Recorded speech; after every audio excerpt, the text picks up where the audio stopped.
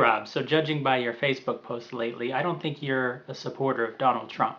But it's funny because I talked about this in a blog post back in 2012, this idea that I had about joke candidates. My thinking was that you have a lot of stupid people, and in a democracy, they all get equal votes. That's a lot of power for so many dumb people. So the solution to this that I thought of was we have joke candidates on each side that essentially serve as lightning rods for stupidity. You have somebody like a Paula Deen or a Ted Nugent, you put them on the ticket for the sole purpose of getting all the idiots to vote for them, and then that way we can elect an actual good candidate. But even in that post I said, what happens if you have one of these joke candidates get enough votes to actually become elected?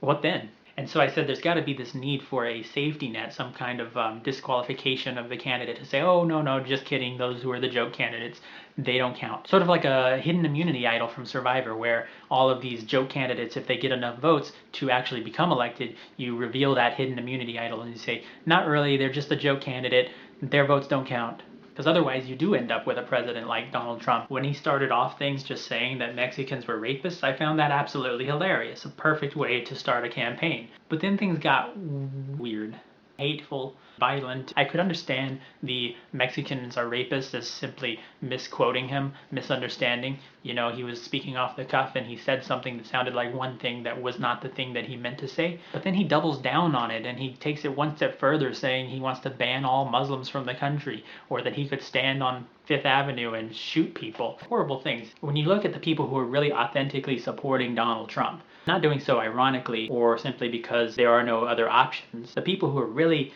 inspired by this despicable rhetoric, they're idiots. But Donald Trump, king of the idiots, can't be an idiot himself. He's got to be aware of what he's doing, right? The other choices in the Republican Party aren't much better. Ted Cruz is just as vile, if not more vile. But with him, you know it's the real deal, that this is an honest believer. With Donald Trump, I'm at least hoping that he's just saying this because it'll get Republican votes. Donald Trump says he's smart. He's claimed to know a lot of big words, to have the best words. This guy is successful no matter what his critics say. Maybe he is completely bankrupt and has absolutely no money to his name whatsoever. And even better, because look at the lifestyle that he lives. He's married to a model, he has a private jet, he lives in nice buildings, he's got his name on everything. To be bankrupt so many times and yet still come out on top, that's insane. What is success if not that? I can't imagine an idiot being able to pull it off, not even a rich idiot. So that leads me to believe that the real Donald Trump cannot be this cartoon that he's playing on his campaign trail and in the media. There's a lot of talk lately about where did he come from, who's to blame, and people placing blame on the Republican Party itself, saying that they're the ones who have been instigating this kind of rhetoric for a long time, and that Donald Trump is simply a culmination of all of that. My greatest hope is that he's completely in on this joke, that he's pulling a prank on the Republican Party, that he's looked at the Republican Party and said, this is what you want? Fine, here, I'm giving it to you, and you have to accept it. It kind of feels like people, to me, who cherry pick the Bible. You know, there's a lot of horrible things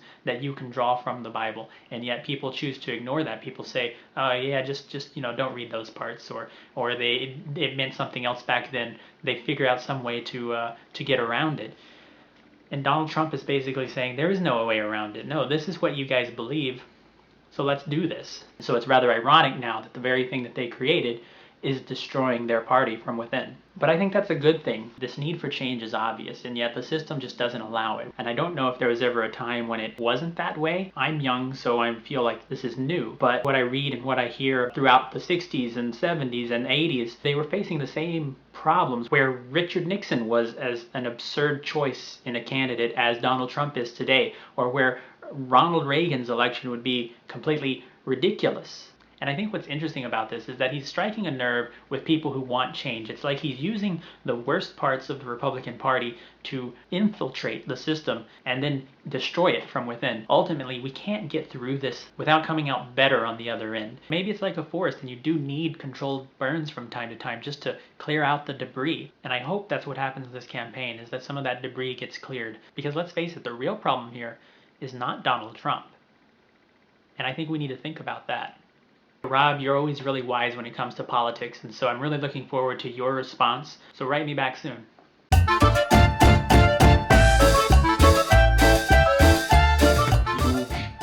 Huge.